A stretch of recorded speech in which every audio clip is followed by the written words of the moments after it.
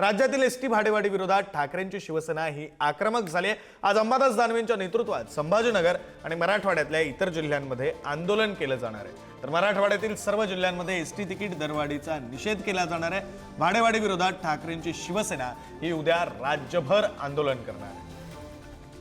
प्रतिनिधी शिल्पा नरवडे आपल्यासोबत फोन लाईनवरून जोडल्या गेलेल्या आहेत। शिल्पा, खरं तर सर्वसामान्यांच्या खिशाला कात्री बसलेली आहे। 15% भाडेवाढ झाली आहे। आता यावरून राजकारण सुद्धा रंगताना दिसेल। ठाकरेंची शिवसेना आक्रमक होते।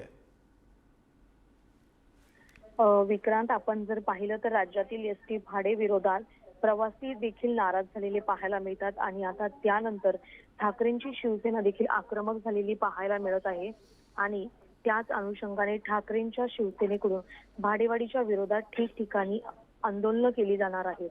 आज अंबादास दानवे यांच्या नेतृत्वाखाली संभाजीनगर असेल, मराठवाड्यात ही आंदोलनं केली जाणार आहेत।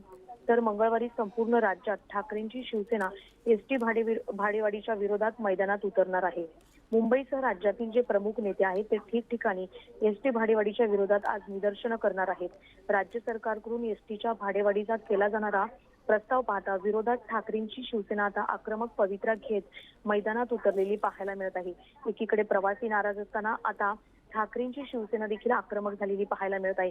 त्यामुळे आता ह्या भाडेवाढीला राजकीय वळण येणार का हे पाहणं देखील महत्त्वाचं ठरेल आणि विशेष म्हणजे ह्या भाडेवाढीवर काही तोडगा निघतोय का हे देखील महत्त्वाचं आहे। विक्रांत, बरं, धन्यवाद शिल्पा, तुम्ही दिलेल्या या सगळ्या तपशिलासाठी।